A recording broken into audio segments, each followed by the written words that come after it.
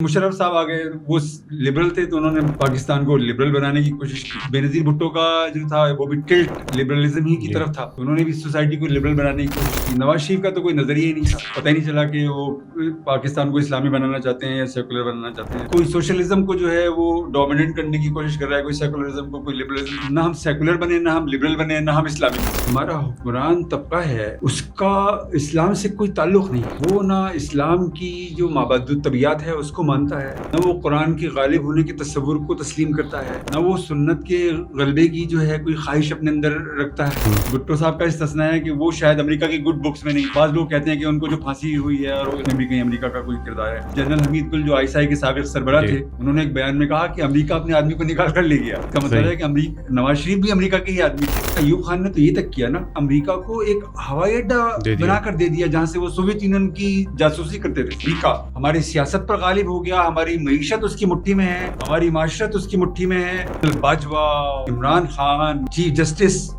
साकिब निसार, ये तीनों जमा हुए और उन्होंने फैसला किया कि इसको रिहा कर दिया जाए। पाकिस्तान की सियासत का सियासतदान भी ओरिजिनल नहीं है जी, ओरिजिनल नहीं है। तो साहब वो जनरल अयूब खान की कैबिनेट का हिस्सा थे और जनरल अयूब खान को डैडी कहा, नाराज हो जाते हैं पीपल्स पार्टी वाले। नवाज शरीफ जो हैं उनको तो कोई जानता भी नहीं था जी। उन पर जनरल जीनानी ने हाथ रखा और उनको जो है पहले वजीर बनाया, वजीर आला बनाया, फिर बिलाखिर मुल्क का प्राइम मिनिस्टर बना दिया। इमरान खान भी खुद नहीं आए, आज सब जानते हैं कि नवाज शरीफ ने कभी अपनी जमात में इंतखाबात ही नहीं करवाए। अगर वो इंतखाबात करवाएं तो और वो खुद खड़े हों तो नवाज शरीफ ही जीतेंगे, शहबाज शरीफ ही जीतेगा, उसके बावजूद मरियम नवाज ही जीतेंगे। भुट्टो साहब थे, भुट्टो साहब नहीं रहे तो बेनजीर भुट्टो आ गई, बेनजीर भुट्टो चली गई तो उनका शौहर आ गया, शौहर नहीं होगा तो बिलावल भुट्टो होगा, बिलावल भुट्टो खुदा न खास्ता नहीं होगा तो उनकी बहन होगी कोई।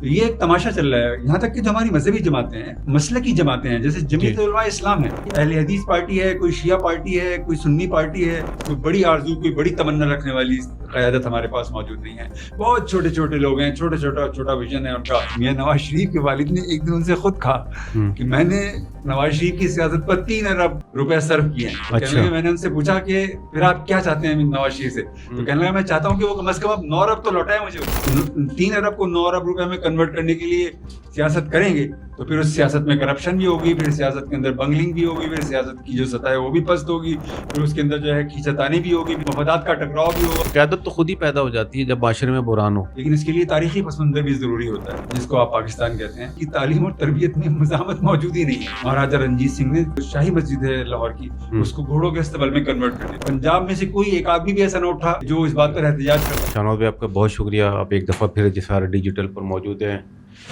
आज हम पाकिस्तान के असल मसले के पर बात करने की कोशिश करेंगे। तो इस पस मंज़र में मेरा से पहला सवाल शाहनवाज भाई आपसे यही है कि पाकिस्तानी सियासत एक अरसे से बहरान का शिकार है, बल्कि मैं अगर इसको ये कहूँ कि पाकिस्तान में शायद सियासत ही नहीं हो रही है, तो आप इसको किस तरह से नज़र से देखते हैं? पाकिस्तानी सियासत पे आपने बहुत लिखा है, बहुत बोला है और हम चाहेंगे हमारे नाज़रीन को पाकिस्तानी सियासत की खामियाँ और खूबियाँ बयान करें आप। जी, बहुत शुक्रिया आमिर। देखिए, पाकिस्तान की सियासत का सबसे बड़ा जो बहरान है वो नज़रियाती है। पाकिस्तान एक नज़रियाती स्टेट है और इंसानी तारीख़ में जितनी भी नज़रियाती स्टेट्स रही हैं उनकी सियासत नज़रिए के गिर्द तवाफ़ करती रही है। सही है। इसकी सबसे बड़ी मिसाल सोवियत यूनियन है। वहाँ पर 1917 में एक सोशलिस्ट इनकलाब आया लेनिन की क़यादत में और उन्होंने एक सोशलिस्ट स्टेट कायम की। तो उनकी जो पूरी रियासत थी वो सोशलिज़म का तवाफ़ कर रही थी, उनकी सियासत सोशलिज्म का तवाफ़ कर रही थी, उनकी मईशत सोशलिज्म का तवाफ़ कर रही थी। यहाँ तक कि वो अपने लिटरेचर को भी सोशलिस्ट लिटरेचर कहते थे। बल्कि साइंस के बारे में तो अगर कोई मुसलमान ये कह देता है कि ये इस्लामी साइंस है और ये सेकुलर साइंस है तो लोग बुरा मान जाते हैं। लेकिन जो सोवियत यूनियन के लोग थे वो अपनी साइंस को भी सोवियत साइंस कहते थे। वो उनके जो ताल्लुकात थे, बैनुल अक़वामी ताल्लुकात थे, वो भी उनके नज़रियाती सियासत के असीर थे वो। ठीक है। यही चीन के अंदर हुआ। चीन में इनकलाब आया, कम्युनिस्ट इनकलाब आया और उनकी जो पूरी ज़िंदगी थी, इनफरादी ज़िंदगी, इज्तिमाई ज़िंदगी, वो सोशलिज़म के ज़ेर असर चली गई, कम्युनिज़म के ज़ेर असर चली गई। उनकी मईशत कम्युनिस्ट हो गई, उनका लिटरेचर कम्युनिस्ट हो गया, उनका जो रहन सहन है वो बिल्कुल कम्युनिज़म के फ्रेमवर्क के अंदर आ गया, उनकी हर चीज़ कम्युनिज़म के दायरे के अंदर आ गई। لیکن پاکستان کی پرابلم یہ ہے کہ پاکستان اسلام کے نام پر بنا ہے اور پاکستان کی سیاست کا اسلام سے کوئی تعلق نہیں ہے. صحیح. اس کے نظریے سے کوئی تعلق نہیں ہے, ریاست کے نظریے سے کوئی تعلق نہیں ہے. اچھا, ایک سوال آپ کو روک رہا ہوں میں. کیا گڈ گورننس کے لیے, اچھی حکمرانی کے لیے نظریاتی سیاست ضروری ہے؟ یعنی دنیا کے جتنے ماڈلز ہیں وہ جو کامیاب ماڈلز ہیں وہ نظریاتی سیاست کے گرد گھوم رہے ہیں. کیا شبہ ہے, جو لبرل ماڈل ہے, جو سیکولر ماڈل ہے, لبرلزم بھی ایک نظریہ ہے نا, سیکولرزم بھی ایک نظریہ ہے, سوشلزم بھی ایک نظریہ تھا, کمیونزم بھی ایک نظریہ ہے, اسلام بھی ایک نظریہ ہے. یعنی یہ تو طے ہے نا, بالکل یہ تو واضح بات ہے. تو اس میں جہاں جہاں بھی آپ گورننس کی اچھی مثال کی بات کر رہے ہیں تو وہاں پر وہ نظریہ کہیں نہ کہیں پس منظر میں وہ موجود ہوتا ہے اس کے. تو پاکستان کو ایک نظریاتی ریاست بننا تھا, اس کی سیاست کو نظریات کے گرد طواف کرنے والی سیاست بننا تھا. لیکن یہاں بدقسمتی سے جو نظریہ ہے وہ پس منظر میں چلا گیا اور جو سیاست ہے, روزمرہ کی سیاست ہے, وہ ڈومیننٹ ہوتی چلی گئی. یہ مشکل ہو گئی یہاں پر سب سے بڑی. اور اس کی سب سے بڑی مثال یہ ہے کہ جو ہمارا کانسٹیٹیوشن ہے وہ اسلامی ہے, یعنی جو 1973 کا آئین ہے وہ پورا کا پورا اسلامی ہے. صحیح. لیکن وہ کہیں امپلیمنٹ ہی نہیں ہوتا ہوا آپ کو نظر آتا. آپ کی معیشت کو, آپ کی معاشرت کو قرآن مرکز ہونا چاہیے تھا, اسلام مرکز ہونا چاہیے تھا. یہ کم کامیابی نہیں ہے کہ آپ کا جو آئین بنا ہوا ہے, آپ کا جو دستور بنا ہوا ہے وہ ایک اسلامی دستور ہے, ایک اسلامی آئین. ہم اس پر ذرا بعد میں بات کریں گے, یہ بھی بہت امپورٹنٹ سوال ہے, آپ اٹھائیے گا کہ ہم اس اسلامی دستور کے ساتھ کیا کر رہے ہیں. لیکن جو ہماری مشکل ہے وہ یہ ہے کہ ہماری سیاست کو جو تھا اسلام مرکز ہونا چاہیے تھا, مگر وہ اسلام مرکز نہیں ہے. ٹھیک ہے. ہماری جو معیشت ہے اس کو اسلام مرکز ہونا چاہیے تھا, مگر وہ نہیں ہے. ہمارے پورے علم کو اسلام مرکز ہونا چاہیے تھا, مگر وہ نہیں ہے. ہماری عدالتوں کو اسلام کی روشنی میں فیصلے کرنے چاہیے تھے. صحیح. قرآن اور سنت کی روشنی میں فیصلے کرنے چاہیے تھے, مگر وہ نہیں ہو رہے ہیں. یہ ہماری سیاست کا سب سے بڑا بحران ہے کہ ہماری جو سیاست ہے اس کی کوئی نظریاتی جہت ہی نہیں ہے, اس کا کوئی نظریاتی پہلو ہی نہیں ہے. اور وہ کبھی سیکولر ہو جاتی ہے, کبھی وہ لبرل ہو جاتی ہے. حکمران اگر سیکولر آ جاتا ہے کوئی تو وہ سیکولر ہو جاتی ہے. اس کی کوئی سمت ہی نہیں ہے. اس کی سب سے بڑی مثال جو ہے ایوب خان ہے. ایوب خان سیکولر تھے, ٹھیک ہے, اور انہوں نے آتے ہی ملک پر جو ہے سیکولرزم مسلط کر دیا. انہوں نے آتے ہی سیکولرزم مسلط کر دیا, اور جو اسلام کا جو نظریہ تھا اس کی انہوں نے رتی برابر بھی رعایت نہیں کی. اور انہوں نے جو یعنی آئلی قوانین بنائے وہ اسلام کی ضد تھے. صحیح ہے. اور انہوں نے جو کانسٹیٹیوشن بنایا وہ بھی سیکولر کانسٹیٹیوشن تھا تقریباً, ٹھیک ہے, پورا کا پورا. اور پھر آپ دیکھیے کہ جو بھٹو صاحب تھے, ان کے بعد بھٹو صاحب آتے ہیں جو ایوب خان صاحب کی ہی پروڈکٹ تھے. تو انہوں نے اسلامی سوشلزم کی اصطلاح استعمال کی نظریے کے طور پر. حالانکہ سوشلزم میں اور اسلام میں کوئی مطابقت ہی نہیں ہے, وہ دونوں ایک دوسرے کی ضد تھے. یعنی اسلام کوئی اور چیز ہے اور سوشلزم کوئی اور چیز تھا. لیکن انہوں نے یہ سمجھتے ہوئے کہ پبلک کو بھی ناراض نہیں کرنا, عوام کو بھی ناراض نہیں کرنا, اور جو ان کا حلقہ اثر ہے اس کو بھی ناراض نہیں کرنا, تو انہوں نے اسلامی سوشلزم کی اصطلاح استعمال کی. تو بھٹو صاحب عوام کے جذبات کے ساتھ کھیلتے تھے. جی بالکل. بھٹو صاحب کے بعد ضیاء الحق صاحب آ گئے. ان کے بارے میں کہا جاتا ہے کہ وہ اسلام پسند تھے وہ, لیکن انہوں نے جو سیاست کی اس کا اسلام سے کوئی تعلق نہیں تھا. انہوں نے کانسٹیٹیوشن کو, جو اسلامی کانسٹیٹیوشن تھا, اس کو اٹھا کر ایک طرف رکھ دیا, اس کو کبھی بھی مؤثر نہیں ہونے دیا انہوں نے. اور انہوں نے ایک ایسی طرز سیاست کو فروغ دیا کہ جس کا جو ہے اسلام سے کوئی تعلق نہیں تھا. مثلا انہوں نے جو بینکاری متعارف کرائی وہ صرف نام کی اسلامی تھی, یا انہوں نے جو اسلام کا نظام صلاۃ تھا وہ اس طرح نافذ کیا کہ وہ مذاق بن گیا. وہ ظاہری ماحول تو بہتر کیا نا. رمضان کے اندر کچھ پابندیاں نظر آئیں, کھلے ہم آپ کو کھاتے پیتے لوگ نظر نہیں آتے تھے. سرکاری اداروں میں نماز کے اوقات میں لوگ نماز پڑھ رہے. بات کر رہا ہوں میں تو اسلام کی روح کی بات کر رہا ہوں, روح کی بات کر رہا ہوں. ان کا روح اچھا تھا, لیکن آپ روح کی بات کر رہے ہیں. روح غائب تھی اس میں. یعنی فیس ویلیو پر تو وہ اسلامی نظر آتے تھے وہ, لیکن جو ان کی اسپرٹ تھی اس میں کہیں اسلام موجود نہیں تھا. وہ کیسے مطلب ان کی جو امریت تھی وہ ڈومیننٹ تھی, ان کی شخصیت جو تھی وہ ڈومیننٹ تھی. صحیح. وہ اصل چیز تھی کہ ان کی شخصیت کا جو ہے وہ تحفظ کیا جائے, اور ان کی طرز سیاست کا تحفظ کیا جائے, اور ان کے اقتدار کو دوام بخشا جائے. تو وہ تمام چیزیں جو ان کے اقتدار کو دوام بخشنے والی تھی وہ انہوں نے استعمال کی. اور اسلام جو تھا اس کو انہوں نے ثانوی چیز بنا دیا. پھر مشرف صاحب آ گئے, وہ لبرل تھے تو انہوں نے پاکستان کو لبرل بنانے کی کوشش کی, اور لبرلزم کا لاگ انہوں نے الاپا. بے نظیر بھٹو کا جو تھا وہ بھی ٹلٹ لبرلزم ہی کی طرف تھا. تو انہوں نے بھی سوسائٹی کو لبرل بنانے کی کوشش کی. نواز شریف کا تو کوئی نظریہ ہی نہیں تھا, تو اس لیے وہ پتہ ہی نہیں چلا کہ وہ پاکستان کو اسلامی بنانا چاہتے ہیں یا سیکولر بنانا چاہتے ہیں, لبرل بنانا چاہتے ہیں.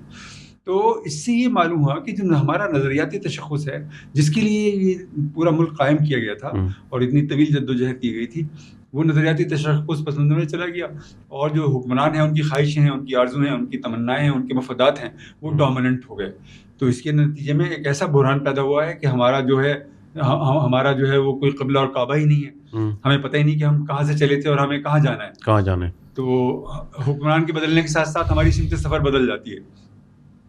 یہ ٹھیک ہے, کوئی بھی ریاست بیئر نہیں کر سکتی. اگر آپ امریکہ کو کل سوشلسٹ بنا دیں یا اس کو اسلامی اصولوں کے مطابق چلانے کی کوشش کریں تو وہاں پر خانہ جنگی شروع ہو جائے گی. یا اگر آپ سنتے کہ سوویت یونین نے اسلام اڈاپٹ کر لیا ہے, اچانک ایک دن اسٹالن صاحب جو ہیں وہ اسلامسٹ ہو گئے ہیں, تو قیامت برپا ہو جاتی ہے وہاں پر. لیکن جو پاکستان ہے اس کے اندر, اسلامی ریاست کے اندر, کہیں کوئی سوشلزم کو جو ہے وہ ڈومیننٹ کرنے کی کوشش کر رہا ہے, کوئی سیکولرزم کو, کوئی لبرلزم کو ڈومیننٹ کرنے کی کوشش کر رہا ہے. کوئی ہلچل ہی نہیں موجود, اور نہ ہم سیکولر بنے, نہ ہم لبرل بنے, نہ ہم اسلامی بن سکیں. اس سارے جو بحران کا ذکر کیا ہے, دو باتیں ہیں شمال بھائی.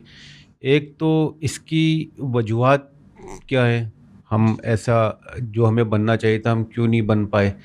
تو دوسرا میرے سے پہلے یہ سوال یہ کہ کیا قائد اعظم کو اس بات کا احساس ہو گیا تھا جو میں ملک بنانے چاہ رہا ہوں یا بنا چکا ہوں, جتنی بھی دن وہ زندہ رہے, تو ان کو اس بات کا احساس ہو گیا تھا کہ شاید آنے والا وقت ٹھیک نہیں ہوگا پاکستان کے لیے؟ جی, قائد اعظم کو بہت وقت نہیں ملا, 1 سال ہی تو ہے, یعنی ادھر پاکستان بنا اور ادھر قائد اعظم رخصت ہو گئے.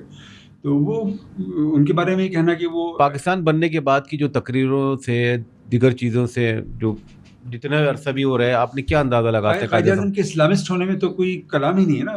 میں آپ جانتے ہیں کہ میں اس پر تواتر سے میں نے لکھا ہے, بہت تواتر سے لکھا ہے, یعنی درجنوں مضامین ہیں میرے, اور وہ بالکل اوتھینٹک سورسز سے کوٹ کر کے میں نے وہ لکھے ہیں. بالکل ٹھیک ہے. تو اس سے ان تمام مضامین سے یہ مترشح ہوتا ہے کہ قائد اعظم جو تھے وہ اسلامسٹ تھے, اور اسلام کی بنیاد پر ہی انہوں نے اسلام ملک بنایا تھا, اور اگر وہ زندہ رہتے تو وہ اس کو اسلام کا قلعہ بنانے والے تھے وہ.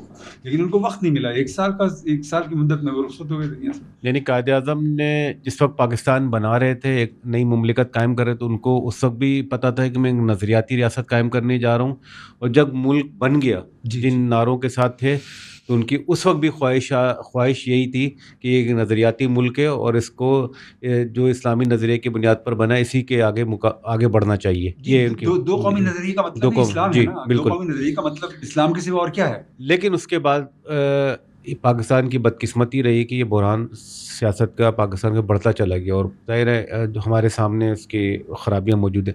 تو میں اب دوسرے سوال کی طرف آؤں گا, تو کیا وجوہات ہیں اس کی, مطلب کہ ایسا کیوں ہوا ہے, ہماری سیاست اس طرح کی کیوں رہی ہے, نظریاتی سیاست, یہ نظریاتی ملک کیوں نہیں بن پایا؟ جی, اس کا سبب یہ ہے کہ جو ہمارا حکمران طبقہ ہے اس کا اسلام سے کوئی تعلق نہیں ہے.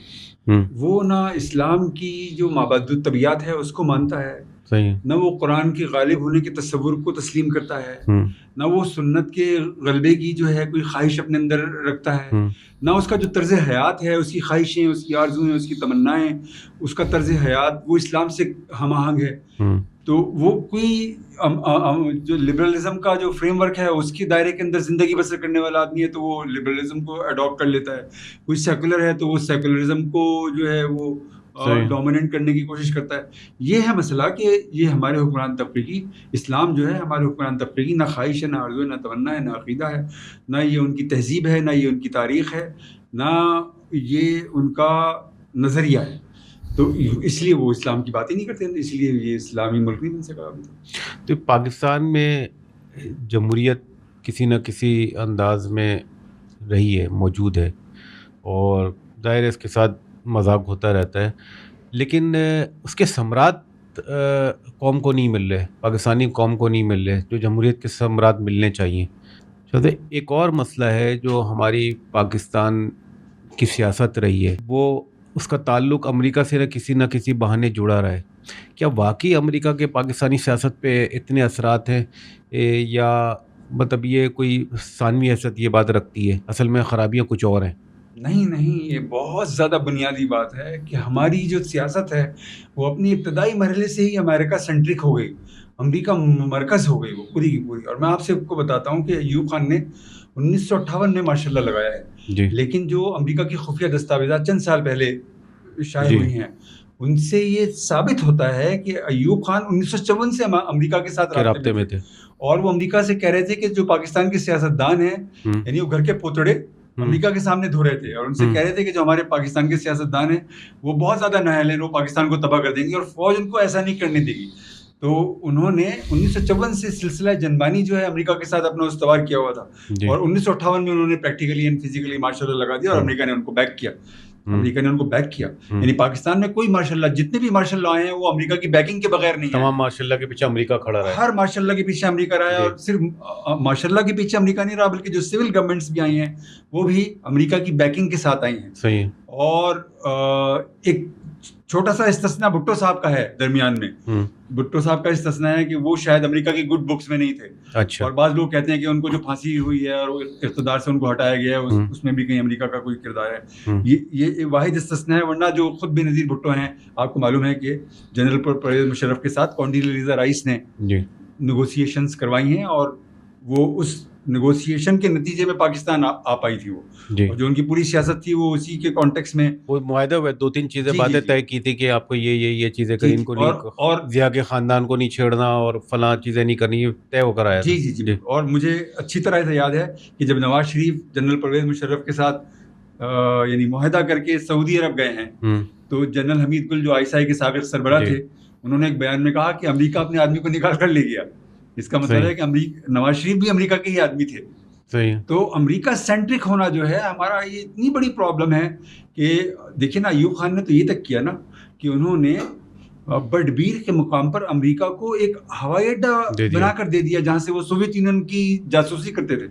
اور سوویت یونین کو یہ بات معلوم ہو گئی ہے, سوویت یونین نے کہا کہ ہم اس بٹبیر کو ہی نہیں بلکہ پورے جو اس کا جو ریڈیس ہے اسی کو ہم تباہ کر دیں گے بم مار کر. تو ہم جو ہے امریکہ سینٹرک سیاست کا شکار رہے ہیں اور امریکہ ہماری سیاست پر غالب ہو گیا, ہماری معیشت اس کی مٹھی میں ہے, ہماری معاشرت اس کی مٹھی میں ہے.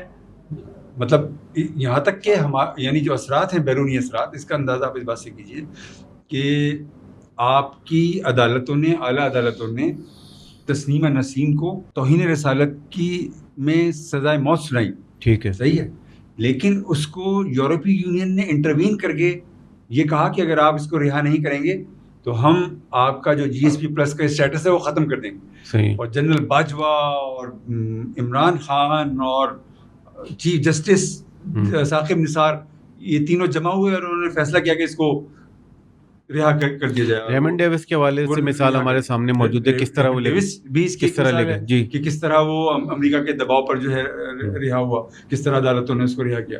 تو امریکہ سینٹرک ہونا اتنی بڑی پرابلم ہے کہ ہم اپنی سیاست کو اون ہی نہیں کر پا رہے نا.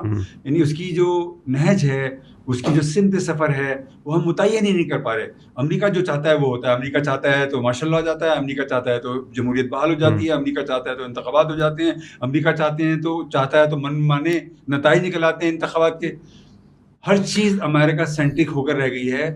اور یہ لگتا ہے کہ جس کو آپ اقتدار اعلیٰ کہتے ہیں وہ اقتدار اعلیٰ ہمارے ہاتھ میں نہیں ہے, وہ امریکہ کے ہاتھ میں. تو امریکہ کے لیے پاکستان اس کی نظر میں پوری دنیا کے ممالک کے اندر کیا اس کی اہمیت ہے, کیوں اس نے نظر میں رکھا ہوا ہے, کیوں اتنی مداخلت ہے, کیوں اس کے لیے اتنا وقت نکالتا ہے وہ؟ بالکل اس کا سبب ہے, اس کا سبب یہ ہے کہ پاکستان بہت زیادہ امپورٹنٹ, چھوٹا سا ملک, اس پہ اتنی توجہ نہیں. آپ کس نے کہا دنیا کے 10 بڑے ملکوں میں سے ایک ہے, آبادی کے اعتبار سے بھی اور رقبے کے اعتبار سے بھی ہم چھوٹے ملک تھوڑے ہیں, بہت بڑے ملک ہیں. اور اس خطے کے اندر 70 کروڑ مسلمان آباد ہیں.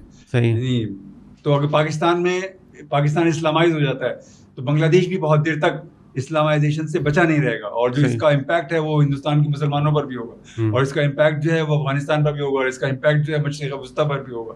یہ امریکہ یہ بات اچھی طرح سمجھتا ہے کہ اگر ایک بھی ماڈل مل گیا, اسلام کا ایک بھی شاندار ماڈل کہیں وجود میں آ گیا تو پھر وہ پوری دنیا کے لیے, مسلم دنیا کے لیے وہ نمونہ بن جائے گا, اور یہ آگ پوری مسلم دنیا کے اندر پھیل جائے گی, یہ روشنی پوری مسلم دنیا کے اندر پھیل جائے گی, اور پوری دنیا اسلامائز ہو جائے گی. اتنی خرابیوں کے بعد پاکستان کے اندر تو آپ کو یہ لگتا ہے وہ ماڈل پاکستان بن سکتا ہے؟ کیوں نہیں, پاکستان کے اندر اس کا پوٹینشیل موجود ہے. اور یہ بات آپ نہ سمجھتے ہوں, عام لوگ نہ سمجھتے ہوں, لیکن امریکہ بخیر و خوبی یہ سمجھتا ہے کہ یہ پوٹینشیل وہ موجود ہمیں ہے. ہم سے زیادہ جانتا ہے. جی وہ ہم سے زیادہ جانتا ہے, اور وہ یہ سمجھتا ہے کہ اس کے جو مضمرات ہیں اس خطے کے لیے اور پورے مشرق وسطیٰ کے لیے وہ اس کے بس سے باہر ہو جائے. پورا مشرق وسطیٰ بھی اس کے ہاتھ سے نکل جائے گا اور جنوبی ایشیا بھی اس کے ہاتھ سے نکل جائے گا. اچھا, پاکستان میں کسی نہ کسی انداز میں جمہوریت موجود ہے, کم وقتوں کے لیے رہی ہے اور ابھی تو کافی عرصے سے موجود ہے, لیکن اس کے ثمرات ہمیں نظر نہیں آتے. ہمارے یہاں مطلب لوگ ووٹ لے کر آتے ہیں, عوام کے ووٹ سے آتے ہیں نا. ہمارے یہاں جمہوری عمل موجود ہے, اب اس کو مغربی جمہوریت کہتے ہیں کوئی بھی, لیکن اس کے اثرات عوام کے ایک عام آدمی کی زندگی پہ بالکل نہیں پڑ رہے. جی جمہوریت ہمارے یہاں کبھی بھی ایک جس کو آپ کہتے ہیں نا طرز حیات بن کر نہیں آئی ہے کبھی. صحیح. کہ ایک نظام بن کر نہیں آئی ہے, اور اس کو وہ موقع نہیں ملا ہے پھلنے پھولنے کا اور اپنے امکانات کو ظاہر کرنے کا جو ضروری ہے جمہوریت کے لیے. دیکھیے نا آپ کی سیاست کا پہلا بحران یہ ہے کہ وہ نظریاتی نہیں ہے. دوسرا بحران یہ ہے کہ وہ امریکہ سینٹرک ہے. تیسرا بحران یہ ہے کہ وہ اسٹیبلشمنٹ مرکز ہو گئی ہے. یعنی آپ کی جو پوری سیاست ہے وہ اسٹیبلشمنٹ مرکز ہے. جنرل ایوب خان نے پہلا مارشل لا لگایا, وہ ماشاء اللہ ناکام ہو گیا. 10-11 سال کے تجربے سے پتہ چل گیا کہ وہ ماشاء اللہ ناکام ہو گیا ہے. وہ گڈس ڈلیور نہیں کر سکا, نہ وہ پاکستان کو اسلامی بنا سکا, نہ وہ سیکولر بنا سکا, نہ وہ لبرل بنا سکا, نہ وہ ترقی یافتہ بنا سکا, نہ وہ اچھا معاشی ماڈل ہمیں فراہم کر کے دے سکا. تو پھر ضروری تھا کہ پھر ہم جمہوریت کی طرف جو ہے وہ مراجعت کرتے. لیکن اس کے برعکس یہ ہوا کہ ایک سہانی شام جنرل یحییٰ 6-7 ملٹری آفیسرز کے ساتھ جو سینئر ملٹری آفیسرز تھے وہ جنرل ایوب خان صاحب کے پاس پہنچے اور انہوں نے کہا mister president now you have to go. اور ایک عامر کو دوسرے عامر نے ریپلیس کر دیا, اور اس عامریت نے تو یہ کیا کہ ملک ہی توڑ دیا. یعنی 1971 میں جو ڈیموکریسی تھی اس کا جو فیلئر تھا وہ اتنا میسو تھا جب عامریت کے زیر اثر کہ ملک ٹوٹ گیا آپ کا. یعنی اصولی اعتبار سے آپ کو جو 1970 کے انتخابات کے نتائج تھے ان کو تسلیم کر لینا چاہیے تھا نا. شیخ مجیب الرحمان کو اقتدار دے دینا چاہیے تھا نا, عوامی لیگ کو اقتدار دے دینا چاہیے تھا نا. لیکن جنرل یحییٰ خان نے اقتدار دینے کے بجائے ملک توڑنا پسند کیا, مگر اقتدار منتقل نہیں کیا. جمہوریت کو بروئے کار آنے نہیں دیا انہوں نے, جمہوریت کو جو ہے راستہ نہیں دیا انہوں نے.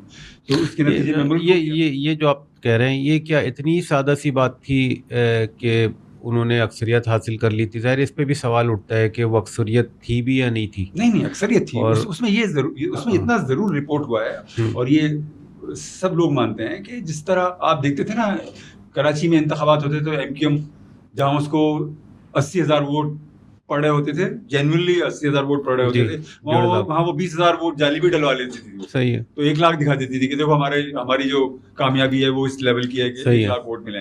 تو شیخ مجیب الرحمان کی جو پارٹی تھی اس نے بھی یہ کیا کہ بعض کانسٹیٹوئنسیز میں انہوں نے جعلی ووٹ بھگتائے اور زیادہ بڑی اکثریت سے, لیکن جیت تو وہی رہے تھے نا. اس میں طے تھا, یہ بات تو طے تھی کہ جیت وہی رہے تھے. وہاں پر اور کوئی دوسری جماعت نہیں جیت رہی تھی. وہاں پر جیت وہاں پر عوامی لیگ رہی تھی.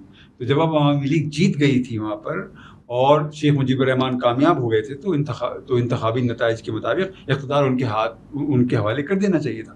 لیکن جنرل یحییٰ نے اقتدار ان کے حوالے نہیں کیا اور ملک توڑنا پسند کیا. پاکستان کی جو سیاسی جماعتیں ہیں جو بھی موجود ہیں اس پہ آپ کیا تبصرہ کریں گے؟ ہمارے یہاں 4 ہی میرے خیال سے جماعتوں کے نام آتے ہیں. مسلم لیگ نون ہے, پیپلز پارٹی ہے, پی ٹی آئی ہے, اور کہیں تھوڑے سے فضل الرحمان گروپ ہے, پھر ایک جماعت اسلامی موجود ہے. جی لیکن سیاسی جماعتوں کے کردار کو کس طرح دیکھ رہے ہیں آپ؟ سیاسی جماعتوں کا کردار بہت زیادہ افسوسناک, بہت زیادہ شرمناک ہے. اس لیے کہ ہمارے یہاں جو تماشا ہوا ہے وہ یہ ہوا ہے کہ جو فوجی عامر ہیں وہ صرف خود نہیں آ کر رہ گئے بلکہ انہوں نے سیاستدان بھی پروڈیوس کیے ہیں. یعنی انہوں نے اسٹیبلشمنٹ کو سیاستدان پروڈیوس کرنے والی فیکٹری میں کنورٹ کر دیا. پاکستان کی سیاست کا سیاستدان بھی اوریجنل نہیں ہے. جی اوریجنل نہیں ہے, وہ بھی اوریجنل نہیں ہے, وہ بھی جی ایچ کیو مارکا ہے. جی ایچ کیو کی موڑ لگی ہوئی ہے اس کے اوپر. اس کی سب سے بڑی مثال بھٹو صاحب ہیں, وہ جنرل ایوب خان کی کیبنٹ کا حصہ تھے اور جنرل ایوب خان کو ڈیڈی کہا کرتے تھے. جی ناراض ہو جاتے ہیں پیپلز پارٹی والے. میاں نواز شریف جو ہیں ان کو تو کوئی جانتا بھی نہیں تھا. ان پر جنرل جینانی نے ہاتھ رکھا اور ان کو جو ہے پہلے وزیر بنایا, پھر وزیر اعلیٰ بنایا, پھر بالآخر ملک کا پرائم منسٹر بنا دیا انہوں نے. جی اور عمران خان بھی خود نہیں آئے ہیں. آج سب جانتے ہیں کہ عمران خان خود نہیں آئے ہیں. یہ الگ بات ہے کہ انہوں نے پھر یعنی جنرل مشرف کی ریفرنڈم کی مہم چلاتے ہیں, انہوں نے اپنا ایک تشخص بنایا ہے اور گزشتہ انتخابات میں انہوں نے غیر معمولی کامیابی حاصل کی. یہ بالکل الگ بات ہے, لیکن وہ آئے تو بہرحال وہ انہی کی گود سے اٹھ کر اسٹیبلشمنٹ کے سائے میں آئے.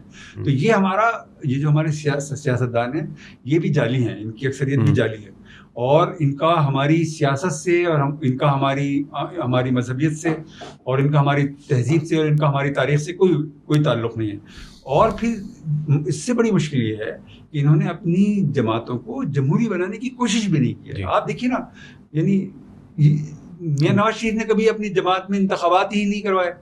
حالانکہ اگر وہ انتخابات کروائیں اب نون لیگ کے اندر تو اور وہ خود کھڑے ہوں تو نواز شریف ہی جیتیں گے, شہباز شریف ہی جیتے گا, اس کے باوجود مریم نواز ہی جیتیں گی. یا بھٹو خاندان کی اگر آپ بات کریں تو بھٹو صاحب تھے, بھٹو صاحب نہیں رہے تو بینظیر بھٹو آ گئی, بینظیر بھٹو چلی گئی تو ان کا شوہر آ گیا, شوہر نہیں ہوگا تو بلاول بھٹو ہوگا, بلاول بھٹو خدا نہ خواستہ نہیں ہوگا تو ان کی بہن ہوگی کوئی.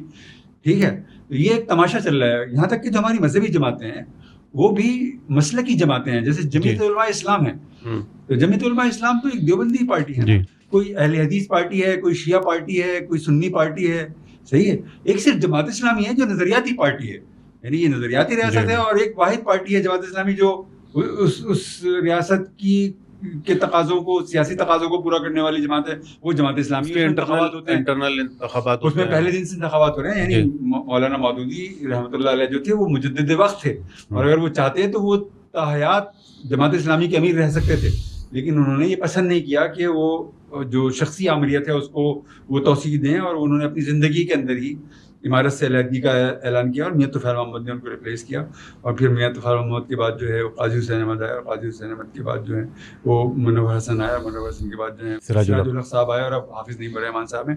تو یہ واحد جماعت ہے جو جمہوری ہے اور نظریاتی ہے, اور پاکستان کی جو سیاست کے جو نظریاتی تقاضے ہیں ان کو پورا کر رہی. باقی جو ساری جماعتیں ہیں جیسے مولانا فضل الرحمان ہے, تو مفتی محمود صاحب ان کے ہیڈ تھے ایک زمانے میں, ان کے والد مولانا فضل الرحمان کے, وہ چلے گئے, انتقال ہو گیا ان کا, تو مولانا فضل الرحمان آ گئے. خدا نہ خواستہ وہ کل نہیں ہوں گے تو ان کا بیٹا ہوگا یا ان کا کوئی بھائی ہوگا وہاں پر. تو یہ جو مسئلہ ہے اس نے بھی ہماری جمہوریت کو, ہماری سیاست کو بحران میں مبتلا کیا ہے. اور کوئی کوالٹی لیڈرشپ جس کو ہم کہتے ہیں, کوئی اعلیٰ اقدار رکھنے والی, اعلیٰ معیار رکھنے والی, کوئی بلند ذہنی سانچہ رکھنے والی, کوئی بڑی آرزو, کوئی بڑی تمنا رکھنے والی قیادت ہمارے پاس موجود نہیں ہے. بہت چھوٹے چھوٹے لوگ ہیں, چھوٹا ویژن ہے ان کو کوئی ذاتی فائدہ حاصل ہو جائے. اس کی ایک میں مثال دے دیتا ہوں. ضیاء شاہی صاحب ہمارے ایک بہت پاکستان کے ممتاز صحافی تھے, ایک اخبار کے بانی بھی ہیں, وہ مالک بھی تھے. وہ انہوں نے میاں نواز شریف سے متعلق کتاب لکھی ہوئی. اس کتاب میں انہوں نے لکھا کہ میاں نواز شریف کے والد نے ایک دن ان سے خود کہا کہ میں نے نواز شریف کی سیاست پر 3 ارب روپے صرف کیے ہیں. تو کہنے لگے, میں نے ان سے پوچھا کہ پھر آپ کیا چاہتے ہیں نواز شریف سے؟ تو کہنے لگا میں چاہتا ہوں کہ وہ کم از کم اب 9 ارب تو لوٹائے مجھے. میاں شریف کہہ رہے ہیں, میاں شریف صاحب یہ کہہ رہے تھے, جو بہت زیادہ مذہبی ہونے کا بھی تشخص رکھتے تھے. وہ تو 9 ارب روپے کما کرتے. جب آپ 3 ارب کو 9 ارب روپے میں کنورٹ کرنے کے لیے سیاست کریں گے تو پھر اس سیاست میں کرپشن بھی ہوگی, پھر سیاست کے اندر بنگلنگ بھی ہوگی, پھر سیاست کی جو سطح ہے وہ بھی پست ہوگی, پھر اس کے اندر جو ہے کھینچتانی بھی ہوگی, پھر اس کے اندر شخصی مفادات کا ٹکراؤ بھی ہوگا, اور پھر اس کے اندر جو ہے کوئی اس کا کوئی نظریاتی رنگ بھی نہیں ہوگا, اور پھر وہ ملک اور قوم کو کچھ دینے والی سیاست بھی نہیں ہوگی. پاکستان کی سیاست ایک مخصوص دائرے کے اندر ہی گھوم رہی ہے, صحیح ہے, جس میں آپ کہہ لیں اشرافیہ کا قبضہ ہے, اور جمہوریت بس ایک ٹول کے طور پہ استعمال ہو رہی ہے, اور پس رہے ہیں عوام. لیکن ان ساری چیزوں کے باوجود, ساری خرابیوں کے باوجود, ہم دنیا میں مثالیں دیکھتے ہیں. بنگلہ دیش میں تبدیلی آ گئی, ترکی کے اندر نظام بدل گیا, اور ممالک میں بھی آگے پیچھے چیزیں تبدیل ہوتی ہیں. پاکستان میں کوئی ایسی مزاحمت ہی نہیں ہوتی ہے, پاکستان کی عوام کو کوئی فرق ہی نہیں پڑتا. آج 400-450 روپے پیٹرول ہے, وہ ایڈجسٹ کر لیتی ہے اپنے آپ کو. کل آٹا 300 روپے کلو بکنے لگ جائے, وہ ایڈجسٹ کر لے گی آگے پیچھے چیزیں کر کے. تو ہم تو بڑے مضبوط لوگ ہیں, اور اپنے آپ کو حالات کے مطابق ایڈجسٹ کر لیتے ہیں. پہلی وجہ تو اس کی ہے کہ ہمارے پاس کوئی انقلابی قیادت نہیں ہے, نہ کوئی انقلابی جماعت ہے ہمارے پاس. یہ تو بنیادی بات. تو قیادت تو خود ہی پیدا ہو جاتی ہے جب معاشرے میں بحران ہو. بحران سے قیادت نمودار ہوتی ہے, لیکن اس کے لیے تاریخی پس منظر بھی ضروری ہوتا ہے. اچھا, تاریخی پس منظر سے مراد یہ ہے کہ یہ جو خطہ ہے جس کو آپ پاکستان کہتے ہیں, اس کی تربیت میں، اس کی تعلیم اور تربیت میں مزاحمت موجود ہی نہیں ہے.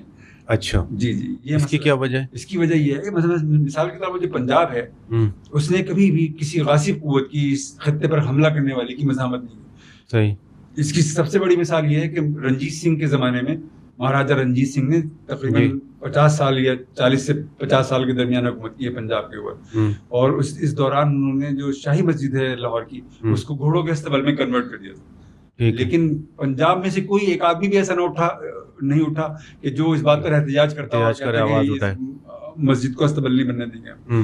تو اور پھر جو انگریز سامراج آ گیا اس خطے کے اندر تو وہ ڈومیننٹ رہا. اور اس کی سب سے بڑی مثال یہ ہے کہ 1906 سے لے کر جب سے مسلم لیگ بنی 1946 تک پنجاب کا کوئی رول نہیں ہے یعنی تحریک پاکستان کے اندر. یعنی تحریک عجیب بات یہ کہ پاکستان بن رہا تھا پنجاب میں، سندھ میں، KPK میں، بلوچستان میں، اور تحریک چل رہی تھی بنگال میں اور UP کے اندر اور دلی کے اندر. صحیح. اس لیے کہ وہ مزاحمت کے مرکز تھے. یعنی جو انگریزوں کی مزاحمت ہوئی وہ کہاں ہوئی؟ تو اس کا مطلب مزاحمت کرنے والے بھی تو وہیں رہ گئے. جی مزاحمت کرنے والے وہاں رہ گئے، یا جتنے جو کچھ چند لوگ یہاں پر آ پائے وہ ایک بہت چھوٹا پاکٹ ہے. یعنی بہت سائزیبل پاپولیشن نہیں ہے. وہ KPK کا رول ہے کہ یعنی جو 1857 کی جنگ آزادی وہ کامیاب ہو گئی تھی، لیکن پنجاب سے اور KPK سے آنے والی جو کمک تھی فوجیوں کی برٹش آرمی کی اس نے پھر اس 1857 کی جنگ آزادی کو ناکام بنایا. ورنہ 1857 میں ہمیں انگریزوں کے غلبے سے اور ان کے جبر سے جو ہے نجات مل چکی ہوتی. اور حالات اس خطے کے الگ تبدیل ہوتے ہیں. اس خطے کے مزاج میں مزاحمت نہیں ہے. یہ ایک بہت بڑی پرابلم ہے اور اس کو بدلنے کے لیے ایک ایسی قیادت کی ضرورت ہے کہ جو عملی زندگی میں بھی قربانی کی اور کسی بلند کیریکٹر کی جو ہے وہ مثال قائم کرنے والی ہو. اگر کوئی ایسی قیادت کبھی فراہم ہو گئی اور اس خطے کا مزاج بدل گیا تو بالکل الگ بات ہوگی اور یہ بالکل ایک معجزانہ بات ہوگی. تو پاکستانی قوم کو مایوس رہنا چاہیے، مایوسی میں زندگی گزارنی چاہیے، جس کے کیا کریں قوم؟ نہیں، مایوس ہونا تو کفر ہے، مایوس ہونا تو کفر ہے، لیکن میں حقائق ہے میں تو ان کا ذکر کر رہا ہوں کہ حقائق یہ ہیں کہ اس خطے کے مزاج میں مزاحمت نہیں ہے. اور اسی کا نتیجہ ہے کہ جو عامر آتے ہیں وہ طویل عرصے تک، یعنی کوئی 10 سال کے لیے آ جاتا ہے، کوئی 12 سال کے لیے آ جاتا ہے. اور اگر وہ ناکام ہوتا ہے، یعنی آپ دیکھیے نا کہ جنرل ایوب جو ہے فوج کی اندرونی بغاوت کے نتیجے میں اقتدار سے بے دخل ہوئے. اسی طرح جنرل جاولق کو میں اور آپ تو نہیں مار سکتے تھے نا. جی جنرل جاولق کو بھی کسی اندرونی ایلیمنٹ نہیں مارا. صحیح ہے. اور جنرل پرویز مشرف بھی کے خلاف بھی جو وکلا کی تحریک چلی تھی وہ خود نہیں چلی تھی، وہ ظاہر ہے اس کے پاس وہ بھی بعد میں وہ جنرل تفصیلات آئی، جعلی تحریک اس کی پشت پر کھڑے ہوئے تھے. جی جنرل کیانی اس کی پشت پر کھڑے ہوئے تھے. یعنی کوئی بھی تبدیلی اسٹیبلشمنٹ کے بغیر یا کوئی بھی شروع اگر آتی ہے تو اندر سے ہی آتی ہے، اس کے اندر اسپلٹ کے نتیجے میں آتی ہے. اچھا، اس کا نتیجہ یہ نکلتا ہے اگر کوئی مزاحمت کی قوت پیدا ہو بھی رہی ہے یا کوئی پنپ بھی رہی ہے مزاحمت، تو وہ پھر غلط رخ دے کر اس کو ختم کر دیا جاتا ہے. جی یہی پاکستان میں یہی ہو رہا ہے. جی شاہد بھی بہت شکریہ آپ کا. آپ نے ایک دفعہ پھر پاکستان کی سیاست اور پاکستان کے سیاستدانوں پر وہ تبصرے کیے ہیں جن میں سے بہت ساری چیزیں قوم جانتی بھی ہے، لیکن کچھ یاد دہانی بھی آپ نے کروائی ہے جو چیزوں کا. بہت شکریہ.